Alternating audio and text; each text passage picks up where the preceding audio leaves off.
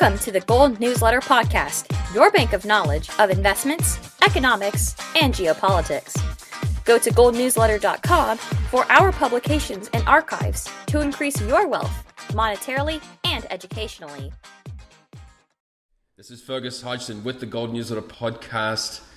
Pleased to be back in my home base in Guatemala City, and we're going to get back into a routine with these podcasts. Thanks so much for listening. Always a privilege to have this show rolling, and I want to thank Gold Newsletter for sponsoring or for having this podcast. Brian London cannot be with us today, but I'm going to get him back on the show sooner rather than later.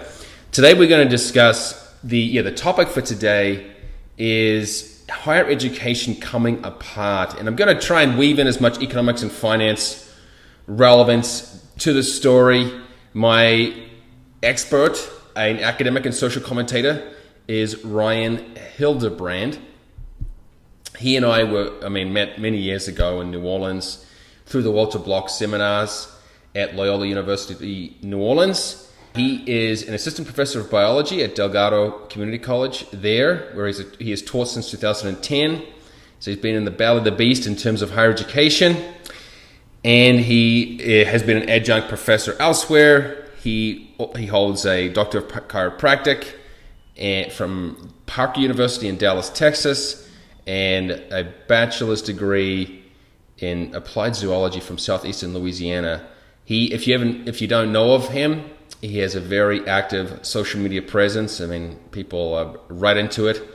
So he's great for debates, piercing commentary, and I'm pleased to speak with him. Ryan, welcome to the Gold Newsletter Podcast. Thank you for having me today, Fergus. It's my pleasure.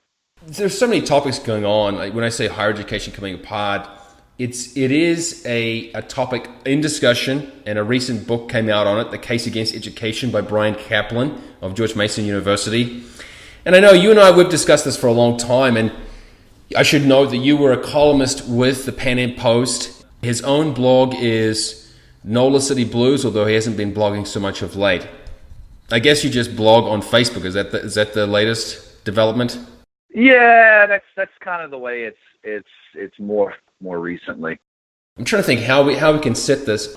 The big question I've always had looking at higher education, and which you've pointed out in your article on the topic, was such a huge amount of money goes into this industry or sector, and yet so few people graduate, and so few people actually learn anything useful or that they retain.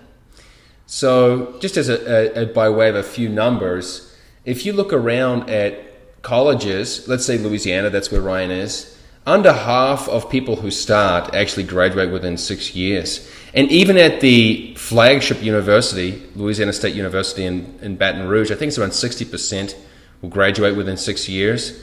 So there's this huge expanse, so few people are graduating, and many people are aware of the fact that there is this ballooning student loan bubble. And let me quote Ryan here.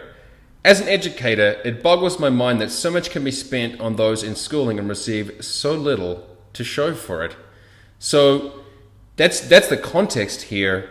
Why don't you mark papers, you teach students. First up, why do so few students actually graduate? Well, this is really a deep question here. I think what's happened is the quality of students coming into higher ed. I hate to say this about the students themselves, but the quality of students coming in is just not what it's been in the past. There's an incentivization to get as many bodies into an institution as possible because we've moved from a service model into a product model, at least the way I see it. What's the distinction there? Okay, allow me to elucidate. So what we have here is a change in mindset to a consumerist model whereby an individual pays into this institution, into this service, in order to basically just get a piece of paper. Whereas higher education in the past, you were paying for a service for mentorship and It's that sea change here, along with incentivization through government and private student loan programs that's been pushed, as well as in the private sector, this inflation upon certifications that you need to even get an entry-level job. And so what you get out at the end is somebody's put a lot of money in, most of it's not theirs, and leading to this loan bubble, and they're getting very little out of it, because I can tell you personally, there is a lot of pressure on the professors to push these students through. So what we've had is an evolution from, people getting a high school diploma or whatever, so they're getting pushed through high school now, to now people are getting just pushed through at least undergraduate programs in order to say that they push somebody through. And on top of that, because of this money dump into the system, there's been an expansion on the number of credit hours that are required for students to graduate. This leads to those greater than 4-year graduation rates. People just can't handle it. They run through their student loans and any grants that they may have. This leads to them working and then going to school part-time. And I don't think anybody in particular should be on any certain timeline. But when you have more than 120 credit hours, say, to get a bachelor's degree, it's probably going to take the student more than 4 years. There's just no way around it. You're talking about, 18 credit hours or so a semester. That's 6 classes. That's a heavy course load. I hear you. But the reason, I tend to agree that there has been a change in philosophy when it comes to education, away from the actual service or human capital towards this human signaling, where people are just jumping through hoops. But the predicament, though, when I see these very low graduation rates, I ask myself, is this just an irrational behavior from people? Because are students just unaware that so few graduate? So if you go to some of the public colleges in New Orleans, for example, you're getting down to 20% or below in terms of graduation rates. So why is everyone just queuing up if it's clear they have such a low chance of ever getting through the program? Well, you combine, at least in a case like New Orleans, you combine low economic opportunity along with, let's face it, really excellent marketing, not necessarily by the schools themselves, but by society in general, pushing people to go to these schools, making these younger adults believe that the only way that they have to succeed is through the university system, when in fact something like a trade school, or if they would have actually gotten true life skills in high school, they would have no need for this whatsoever. It's an inefficient use of funds, to say the least. If there is a sort of maybe an information mismatch, or where students don't realize what they're getting themselves into, will this change in the future? Will students wake up? Do you see a divergence coming? God, I wish I could tell you yes. I work at a community college, as you noted in the intro, and I'm dealing with a lot of people that are coming from economically disadvantaged backgrounds. Primarily, I deal with students that are wanting to go into allied health programs, such as nursing, and they're not prepared. They don't have any critical thinking skills, way of making good value judgments on things. And once again, this is not predicated upon the student. A lot of this is lack of preparation at the earlier levels, and it's just finally here in the 21st century, it's completely snowballed into this paradigm that we have now. And what do you tell students then? Should they still push through or try? What's the deal? The predicament, of course, is that we have a litany of different majors or fields, and of course some useless, psychology perhaps, whereas some, such as mechanical engineering or whatever it may be, are useful. And do you want to, can we make any broad sweeps about higher education? Or let me try and back that up. You see this problem. I see it too, that there are so many people not graduating. It's so expensive, both in terms of the cost, lost time, and yet people just keep queuing up for it. And apparently making arbitrary decisions often.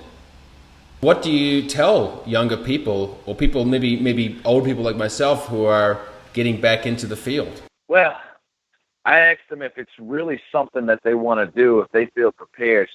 Specifically with my troubled students, the ones I noticed after, grading a couple of their papers or whatever, they're just really below par. This is I think the largest part of the mentorship that I do, because anybody can read a book and you can come to a lecture and listen to what I have to say, but until you realize whether or not something's the right fit for you, you're just going to keep going down this one path, because in essence, people are always making what they consider rational decisions, at least when it comes to this.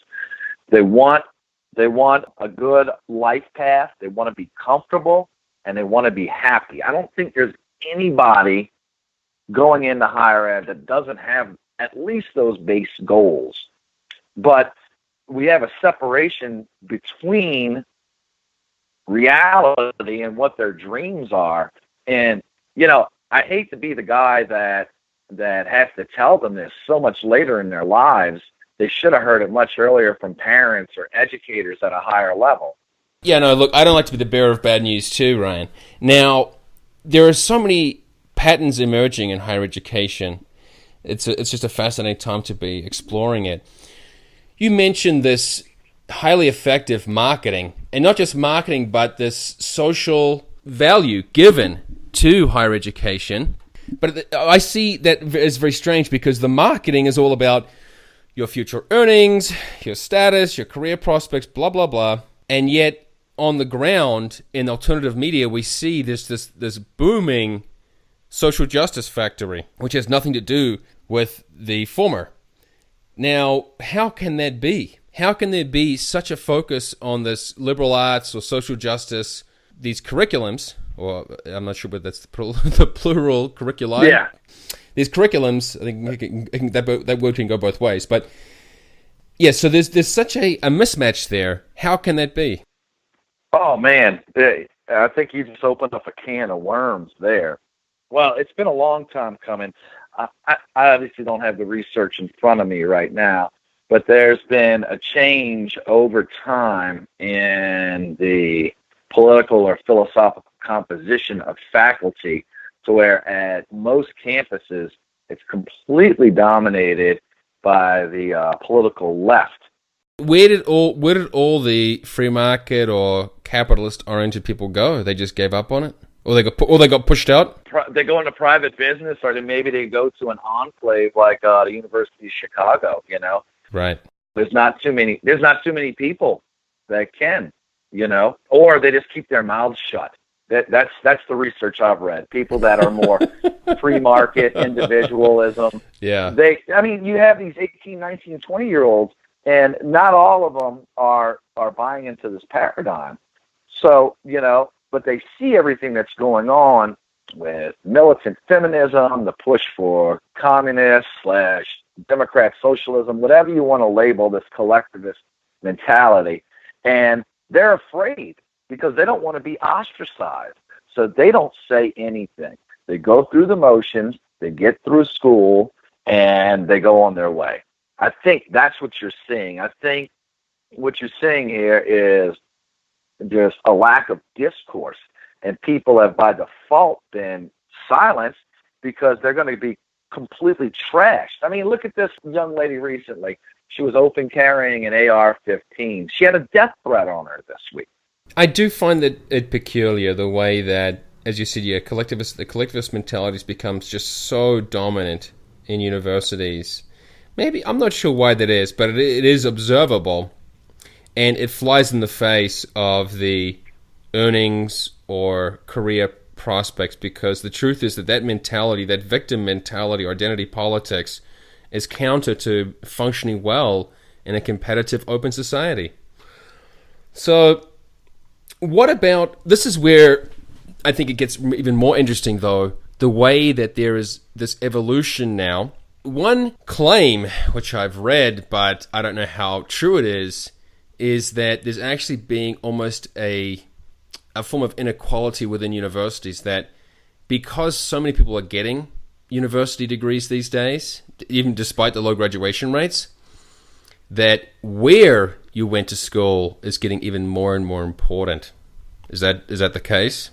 I would say there's a scheme to that. I think, what is it, U.S. News and World Report, maybe Forbes does this ranking every year, and there's always been some prestige attached to going to a certain school. Obviously, if you go to an Ivy League or a top-end private or even public institution versus, say, a regional state college, then yes, what happens there is not just that prestige that other people see. It allows for a sort of internal networking. So if you went to Harvard and you got a law degree from Harvard, and you go to a firm that is headed by another alum from the same school, the chances are it's much higher that you're going to get hired.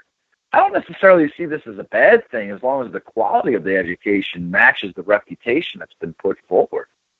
Right, I don't either. In some ways, I think it's healthy that lower schools that perhaps have lower grading requirements or they have lower academic integrity, they deserve to be seen as inferior institutions.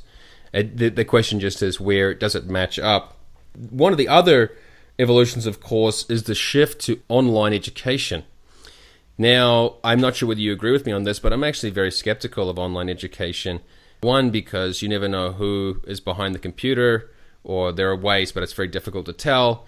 Two, I personally just think we spend so much time in front of computer screens or cell phone screens already that sitting down there and learning through a computer seems unhealthy.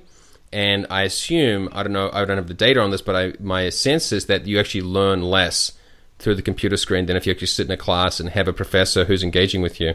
Well, that's an interesting comment. I recently read research on the value of live face-to-face lectures, traditional lectures, not roundtable discussions, not anything working in groups, like true traditional lectures where you have a professor with a lectern and a bunch of students in an audience. It's been kind of undervalued.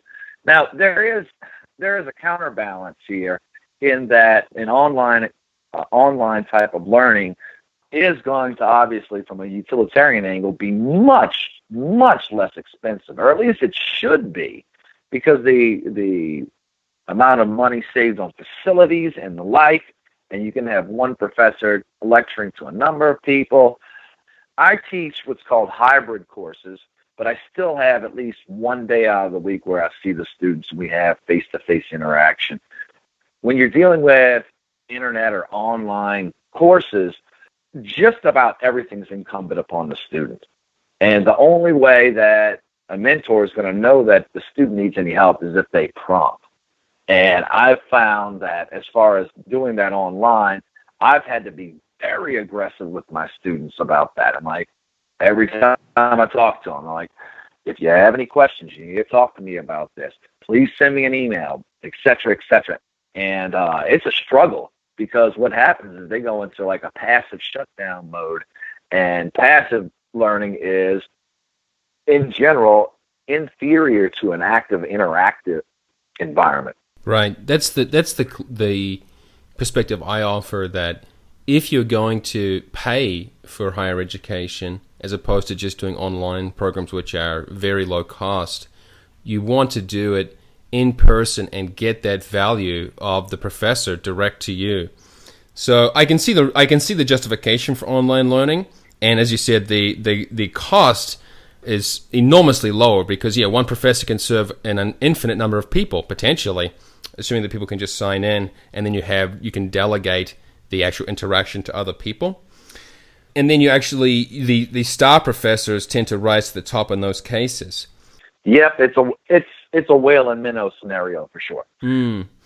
The other trend, this is particularly relevant to finance, because I've been exploring this more and more, and I assume it's the same in other fields, but there are alternative professional organizations or associations that give you certifications, and they don't. This is the ideal, of course, in my mind. They don't mandate how you learn, but they do mandate that you pass certain tests. So the most prominent in finance is the Chartered Financial Analyst, the CFA, where you have to pass 3 tests, which are all very difficult, and the pass rates are often below 50%, and people have to pay and prepare, so this is not a joke. But then you can learn the material in your own way. You can hire a private tutor. There are online programs. You can go to classes. You can do it as part of a master's program. What role do you see these private tests and associations, well, that test your proficiency as opposed to your time on sitting in on a lecture? Is this going to grow in the future, or is this? Do you see it just basically static? I see it more on the professional end. A lot of this stuff's been going on both in blue and white collar for a long time. For example, air conditioned techs, they have their own certification system that they've been doing forever. You have like maybe 6 weeks to 3 months of formal training, and you need to take a test. Project managers, you take a PMP test to get that certification.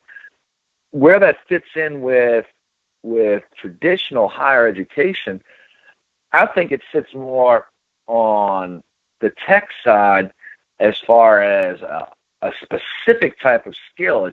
Whereas I see higher ed is more supposed to be a broader type of base. Frankly, I'd love to see some more competition on that, to be honest, as long as it isn't dominated, any one field isn't dominated by one organization, and that's the only way you have entrance. You basically just defaulted to having a self-taught college type of system there. So you could see, basically, we could be recreating the same problems all over again if one or a few organizations are too dominant. That's right. True. In finance, the two prominent ones that I'm familiar with are the CFA and then the CAIA, the Chartered Alternative Investment Analyst. And we've had the curriculum developer on our show in the past, and I'll link to that in the show notes. You can always go to goldnewsletter.com/podcast for the archive. And what about the idea that actually, like I said, now if there is a strong difference in quality between different institutions, can getting and a strong preference towards signaling as opposed to service or content or human capital, can going to the wrong school actually turn out to be a negative? Could I lose value by signaling the wrong things? It depends on the market that you're dealing with, obviously, and whether or not the people in that market have bought into that paradigm. Right. I see. It's just this is. I mean, it's an ongoing topic of evolution, and we have had. There's I think it's the James Martin Center of North Carolina. We've had the head of that organization on the show too to discuss the fact that there seems to be maybe a tipping point in higher education right now, or a plateauing in the number of students, and many of the smaller colleges may struggle. For example, I just saw a video documentary about these historically black colleges, or African American, whatever you want to call them. They now are pursuing non-black students because they're struggling financially just to stay afloat. So some of the institutions in the field, despite you say this bucket load of money, are struggling. Why do you think those particular ones are struggling or dying? I think what you have here was an overinvestment in unnecessary infrastructure. In the case of HBCs, or historically black colleges, these are products of segregation. Once segregation went away as far as federal and state and local law, you did see a drop in the numbers of students going to these schools, because traditionally the schools weren't given out as high a quality of an education because they were being given substandard things. I'll give you a perfect example here in New Orleans. We have UNO versus SUNO, Southern University of New Orleans versus University of New Orleans. Right. Now, neither of them have great completion rates, but UNO's is, 10-20% higher. Yeah, I mean, SUNO is one of the lowest in the country. They're literally like a mile away from each other, maybe not even that. Why does this institution still exist? Do you want my take on that? It's more of a rhetorical question. Why do we have literally the product of segregation still around? It's tragic, You know, as far as I'm concerned. it really is tragic. I mean, there are some good schools out there like Troy State or Tuskegee or whatever, but a lot of these, you know, when you have a black university, you know, a mile or two away from an integrated or white or whatever. Just non-ethnic university, sure. Yeah, non-ethnic. I don't want to get into the identity politics here, but why does this exist? And I know at least in Louisiana, there's a lot of graft going on, and state legislators wanting to support having more money in their specific districts. But just in general, it makes no sense from any level whatsoever. If your school isn't competitive, if your school is not putting out quality students, quality graduates who are, as a result of going into school, a positive for themselves and everyone else, why do you exist? I don't know the answer to that, and I think the truth is that some of those schools just should not exist or should be amalgamated or consolidated. But why don't you look at the bigger picture then? In 10 or 20 years, what will be the state of higher education? Because it's been relatively stable for, let's say, about a century. And my sense is that we're going into an era of creative destruction. What do you see happening if we can look ahead 10 or 20 years? Oh, man. Thankfully, I'll be retired by then. Yeah. But let me tell you what's happening. And we've already seen this happen in so many other sectors. To bring the economics into play, and this is really, I think, the kernel of everything that's going on here. You have a sort of Keynesian sort of money pump into a system that, like in housing, you have low quality customers that aren't able to pay back. Now, you can do a few things. You can either let the market play out, and you're going to have ups and downs. That's just the way it is. It's cyclical. We know this. We know that it's cyclical. So that would mean removal of subsidies from student loans of all types, and the allowance of disbursement of defaulted loans through bankruptcy. We can do it now. We can do it 20 years from now. Either way, it's going to hurt, Fergus.